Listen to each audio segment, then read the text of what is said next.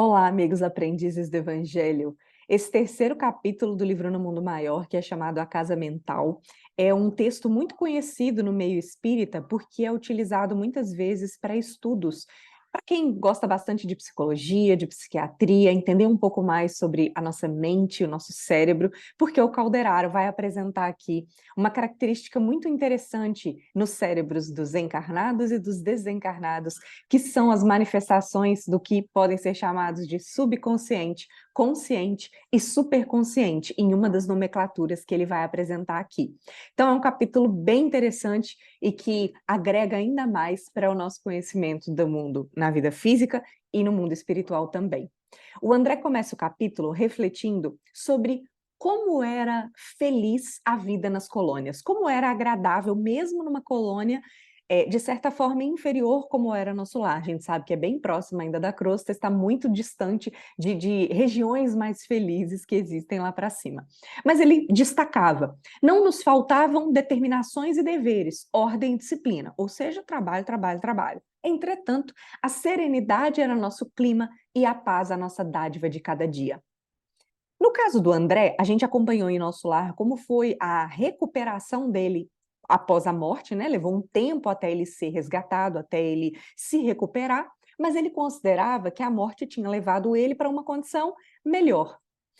Ele ficava intrigado, porém, com os milhões que transpunham o estreito limiar da morte, permanecendo apegados à crosta da terra, e por isso a vontade dele conhecer um pouco mais sobre esses espíritos. Diz ele, incalculáveis multidões desse gênero que se mantêm próximos à crosta mantinham-se na fase rudimentar do conhecimento. Apenas possuíam informações primárias da vida. Exoravam o amparo dos espíritos superiores da mesma forma que as tribos primitivas reclamam o concurso dos homens civilizados. Não permaneciam chumbados à esfera carnal por maldade. Ele se refere mais a uma ingenuidade espiritual. Guardavam da existência apenas a lembrança do campo sensitivo, reclamando a reencarnação quase imediata, quando não era possível a eles adentrar em educandários de serviço e aprendizados iniciais. Então, não tem muito o que ser aproveitado no mundo espiritual, na vivência espiritual, eles reencarnam rapidamente. Esse é um tipo. Por outro lado, continua ele, verdadeiras falanges de criminosos e transviados agitavam-se não longe de nós depois de terem transposto a fronteira do túmulo. Consumiam inúmeros anos entre a revolta e a desesperação, personificando hórridos gênios da sombra, como ocorre nos círculos terrenos, com os delinquentes contumazes segregados da sociedade sadia, aqueles que acabam sendo não devidamente educados, né, não devidamente resgatados e acabam persistindo na delinquência. Mas sempre terminavam a corrida louca nos desvios escuros do remorso e do sofrimento.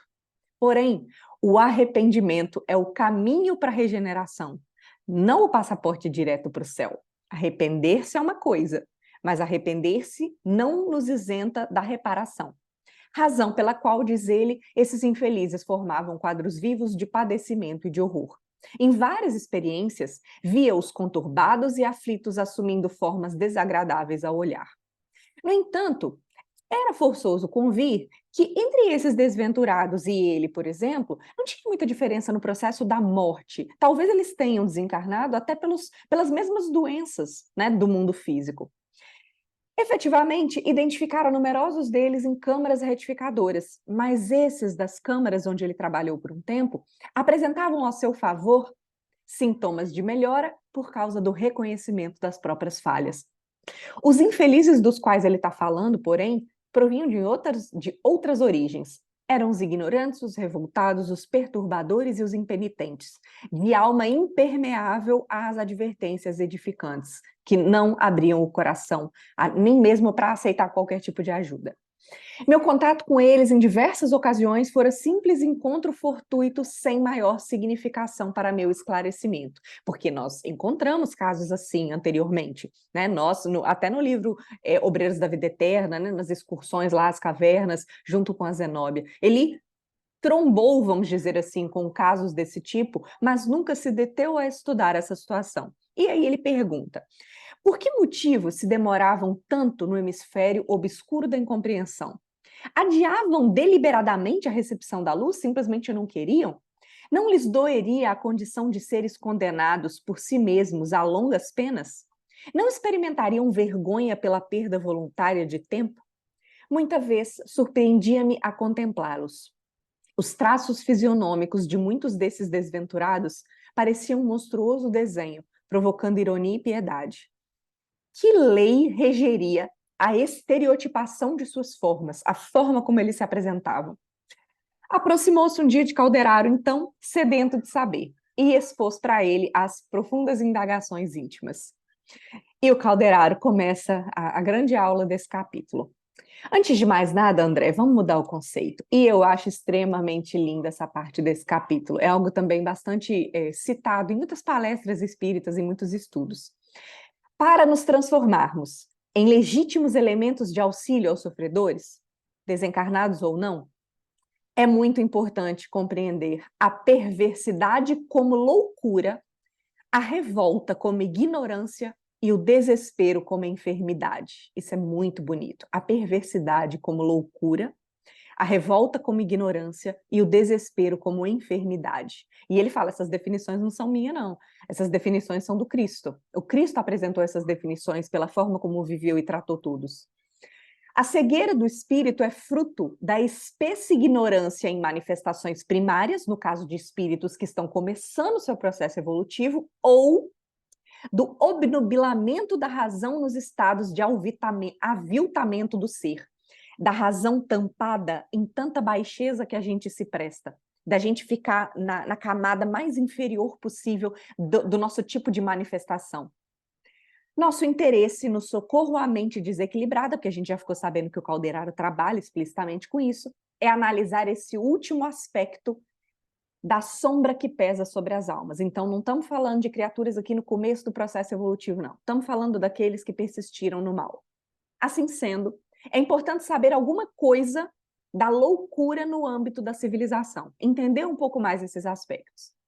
Para isso, precisamos estudar mais detidamente o cérebro do homem encarnado e o do homem desencarnado, que estejam em posição desarmônica, por situarmos aí o órgão de manifestação da atividade espiritual.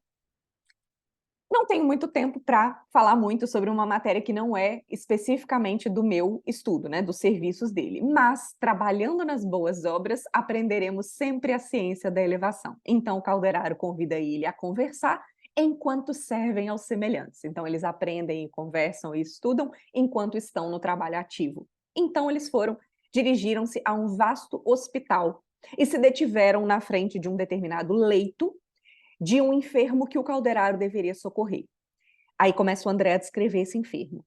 Abatido e pálido, mantinha-se ele unido à deplorável entidade desencarnada em míseras condições de inferioridade e de sofrimento.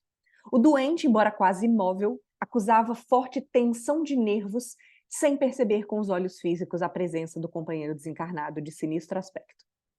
Pareciam visceralmente jungidos um ao outro, pareciam unidos profundamente um ao outro. Tal a abundância de fios tenuíssimos, fininhos, que os entrelaçavam desde o tórax à cabeça, pelo que pareciam para o André dois prisioneiros de uma rede fluídica. Pensamentos de um deles com certeza viveriam no cérebro do outro. Comoções e sentimentos seriam trocados entre ambos com precisão matemática. Espiritualmente, estariam perfeitamente identificados entre si. E o Calderaro recomenda para o André: examina o cérebro do irmão encarnado. O André se concentra na contemplação do aparelho e diz assim: como reparara de outras vezes, ali estava o complicado departamento da produção mental, semelhando-se a laboratório dos mais complexos e menos acessíveis. E ele faz uma rápida observação geral, mas o Calderaro pede explicitamente: observa a sinalização. Assombrado, diz o André, notei pela primeira vez que as irradiações emitidas pelo cérebro continham diferenças essenciais. Cada centro motor assinalava-se com características diversas através das forças radiantes. Descobri, surpreso, que toda a região cerebral, pelos sinais luminosos, se dividiam em 3 regiões distintas. Nos lobos frontais, as zonas de associação eram quase brilhantes, eram tão iluminadas que praticamente brilhavam. Do córtex motor até a extremidade da medula espinhal, a gente pode pensar daqui até o meio aqui da cabeça, a claridade diminuía para tornar-se ainda mais fraca nos gânglios basais, na parte inferior do cérebro. Calderaro faz então um outro convite. Agora que você já observou o do encarnado, observa o mesmo observa o mesmo órgão no amigo desencarnado que está obsediando o outro. Esse desencarnado nem percebia a presença dele, como em muitos outros casos, né, pela diferença vibratória, e também destaca o André por ele ficar igual uma presa, igual um caçador vigiando a presa, sem tirar os olhos um minuto do obsidiado, do encarnado. Observei-lhe estranha ferida na região torácica e já ia desviar a atenção para entender ali a região do pulmão. Calderaro chamou a atenção do André, porque na verdade ele tinha sido convidado a estudar o cérebro e falou: trataremos da chaga no trabalho de assistência. Concentra as possibilidades de visão no cérebro. Olha só, mesmo num trabalho assim bem focado, como é que a gente pode perder a essência do que está fazendo, perder o foco? Mas voltou para o foco e, analisando por alguns instantes, concluiu que praticamente ele tinha sob os olhos dois cérebros idênticos. Diferia o campo mental do desencarnado, diz o André, revelando alguma superioridade no terreno da substância, porque no corpo espiritual era mais leve e menos obscuro. Tive a impressão de que se lavássemos por dentro o cérebro do amigo do leito, o encarnado, tirando corpúsculos mais pesados, seria ele quase igual em essência ao da entidade desencarnada. As divisões luminosas, porém, eram em tudo análogas, iguais. Mais luz nos lobos frontais, menos no córtex motor e quase nenhuma na medula espinhal, onde as irradiações se faziam difusas e opacas, quase apagado. E o Calderaro começou a explicar. Depois da morte física, o que tem de mais surpreendente é o reencontro da vida. Isso a gente vem martelando muito, aprendendo de forma constante nos livros do André, né? Morrer é se dar de cara com a vida, nada mais do que isso. Aqui aprendemos que o organismo perispirítico que nos condiciona em matéria mais leve e mais mais plástica depois da morte, é fruto igualmente do processo evolutivo. Não somos criações milagrosas e não há favoritismo. O que há na lei divina é processo evolutivo. Olha que lindo. Ele começa a dar os exemplos da nossa evolução desde a natureza, né? Desde que somos criados, antes de sermos espíritos, quando somos princípios inteligentes. A crisálida de consciência que reside no cristal a rolar na corrente do rio, aí se acha em processo liberatório. As árvores que por vezes se aprumam centenas de anos a suportar os golpes do inverno e acalentadas pelas carícias da primavera, estão conquistando a memória. A fêmea do tigre, lambendo os filhinhos recém-nascidos, aprende rudimentos do amor. O símio, guinchando, né, a forma deles de gritar de certa forma, organiza a faculdade da palavra. Em verdade, Deus criou o mundo, mas nós nos conservamos ainda longe da obra completa. Os seres que habitam o universo ainda vão verter muito suor de forma a aprimorá-lo. Assim também a individualidade. Somos criação do autor divino e devemos aperfeiçoar-nos integralmente. Então ele começou a falar da evolução da natureza, do quanto a gente ainda vai evoluir no universo, o quanto o universo ainda vai evoluir e o quanto nós individualmente ainda vamos evoluir. Desde a ameba até o homem, a gente vem lutando, aprendendo, selecionando. Para adquirir movimentos e músculos, faculdades e raciocínios, experimentamos a vida e por ela fomos experimentados milhares de anos. Portanto, a gente tem uma construção de evolução. E explica ele, no sistema nervoso, temos o cérebro inicial, repositório dos movimentos instintivos e sede das atividades subconscientes. Vamos pensar nele como sendo o porão da individualidade, onde arquivamos todas as experiências e registramos os menores fatores da vida. Essa é a primeira explicação, ele vai voltando, ele vai dando exemplos diferentes para isso, da forma como esse cérebro, o nosso cérebro é separado em 3 regiões. Na região do córtex motor, zona intermediária entre os lobos frontais e os nervos, temos o cérebro desenvolvido, onde tem as energias motoras de que se serve a nossa mente para as manifestações do atual momento evolutivo do nosso ser. Nos planos dos lobos frontais na frente, silenciosos ainda para a investigação científica do mundo, ou seja, ainda temos muito a aprender sobre, estão materiais de ordem sublime, que conquistaremos gradualmente, passo a passo, no esforço de subida, representando a parte mais nobre do nosso organismo divino em evolução. Não podemos dizer que são cérebros separados, na verdade, simplesmente são regiões distintas. E ele dá o exemplo como se fosse a nossa mente, o nosso cérebro, um castelo de 3 andares. No primeiro andar, a gente tem a residência de nossos impulsos automáticos. Impulsos automáticos, instinto, que a gente desenvolveu primeiro, que tem de mais rudimentar, simbolizando o sumário vivo dos serviços realizados, passado. No segundo, localizamos o domicílio das conquistas atuais, é o que a gente usa hoje, onde se erguem e se consolidam as qualidades nobres que estamos construindo, que estamos edificando. Segundo andar. Presente. No terceiro, temos a casa das noções superiores, indicando as eminências que nos cumpre atingir, futuro. Num deles moram o hábito e o automatismo. No outro residem o esforço e a vontade. No último, demoram o ideal e a meta superior a ser alcançada. Distribuímos desse modo nos 3 andares o subconsciente, o consciente e o superconsciente, que é uma das formas aqui de falar sobre esses 3 andares da nossa casa mental.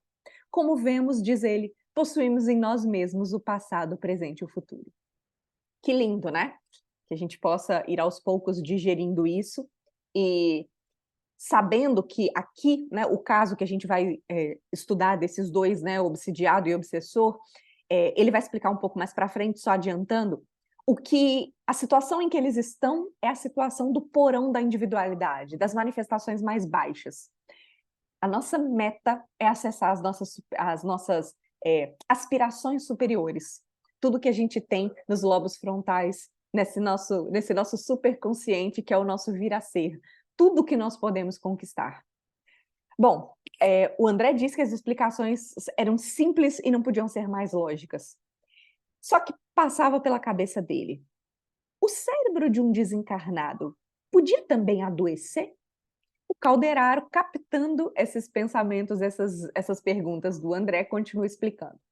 Bom, não vamos discutir aqui as moléstias físicas propriamente ditas, né? Temos que ter gratidão aí pelos cientistas que identificaram as doenças que atacam o cérebro. E diante de fenômenos como esses, que são doenças físicas explicitamente que atacam o cérebro, é compreensível a quebra da harmonia cerebral, da mesma forma que um violino não vai tocar direito se tem 1 ou 2 cordas desafinadas. Diz ele, não devemos nem podemos ignorar as leis que regem os domínios da forma, nosso corpo, o corpo que nós utilizamos para nos manifestarmos.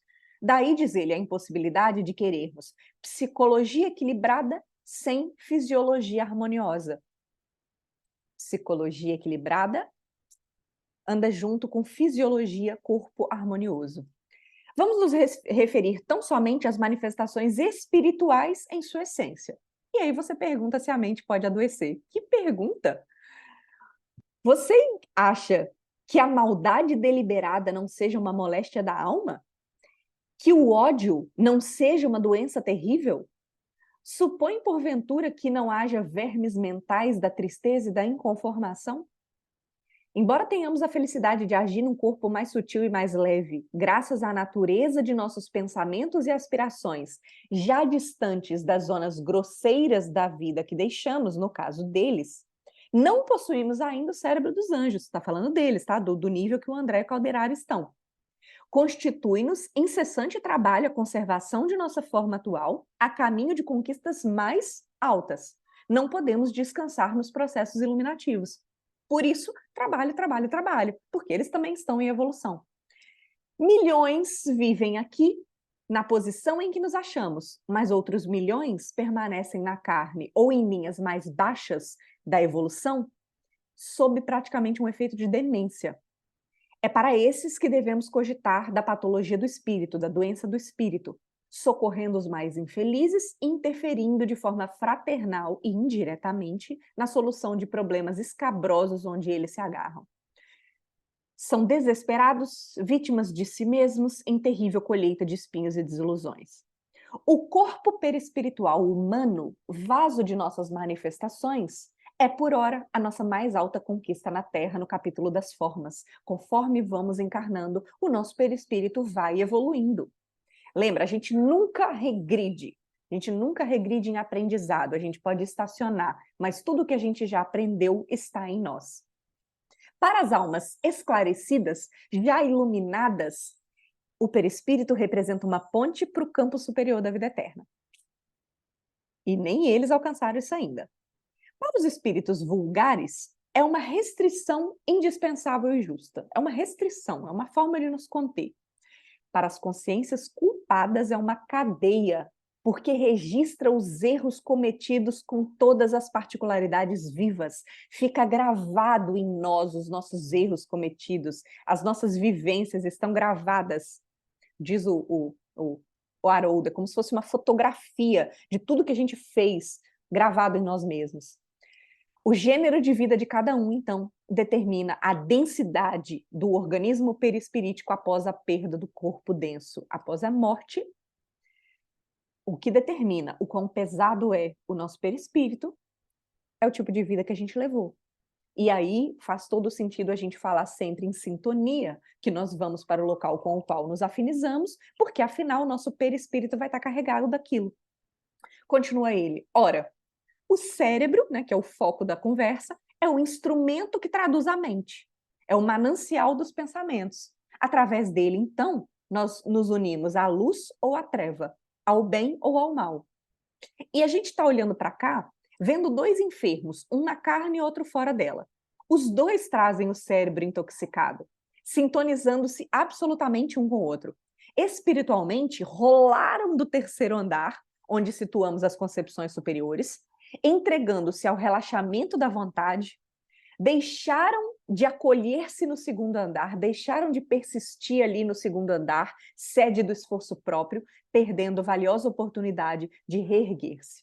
Caíram, então, na esfera dos impulsos instintivos, onde se arquivam todas as experiências da animalidade anterior. Ambos detestam a vida, odeiam-se reciprocamente, desesperam-se, asilam ideias de tormento, de aflição, de vingança.